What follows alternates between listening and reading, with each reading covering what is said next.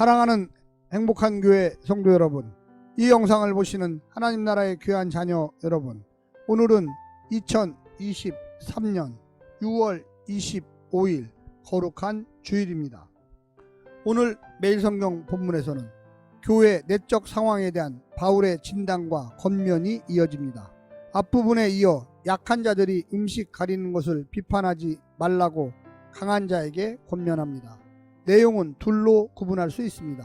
첫째는 13절부터 18절로 음식 먹는 문제와 관련해 형제를 걸려 넘어지게 하지 말라고 권면합니다.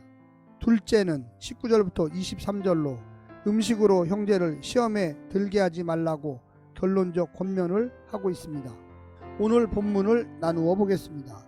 로마서 14장 13절부터 18절, 서로 비판하지 말고 형제를 걸려 넘어지게 하지 말라. 명령, 음식에 대한 원리, 첫 번째 권면과 이유, 두 번째 권면과 이유들. 19절부터 23절, 결론적 권면, 음식으로 형제를 시험에 들게 하지 말라. 결론적 두 권면, 두 번째 권면에 대한 부연, 강한 자들에 대한 지지 권면. 오늘 본문 로마서 14장 13절부터 23절의 말씀을 듣고 다시 오겠습니다.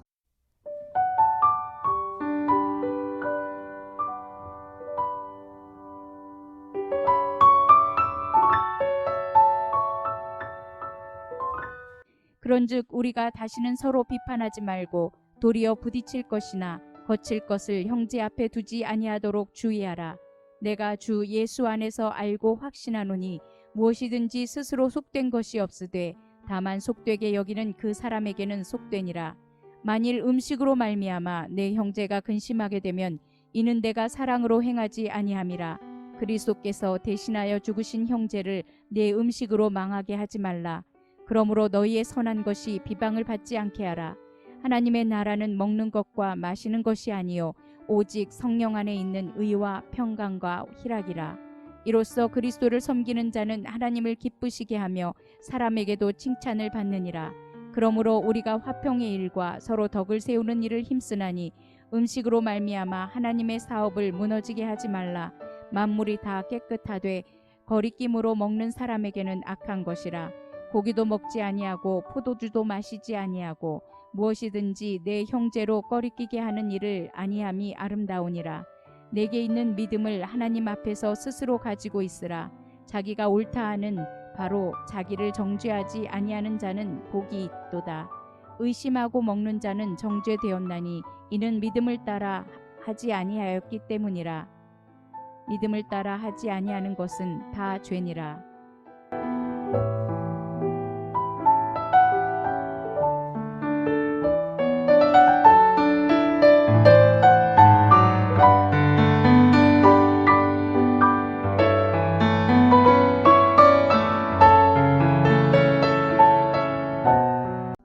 음식에 대한 바울의 생각은 예수님의 가르침에 기인하고 있습니다.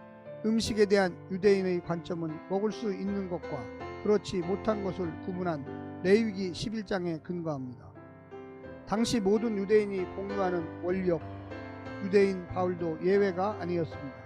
그러나 그가 부활한 예수님을 만난 이후 초대교회에 전해진 예수님의 가르침, 곧 모든 음식이 깨끗하다는 마태복음 7장 15절부터 23절 내용을 통해 새로운 관점을 얻게 되었고 지금 그 원리를 로마 교회 상황에 적용하고 있습니다.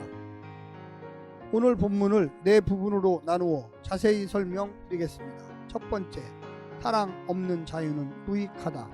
예수님 안에서 누리는 자유를 강조하는 믿음이 강한 자들은 믿음이 약한 자들을 함부로 비판하지 말아야 합니다.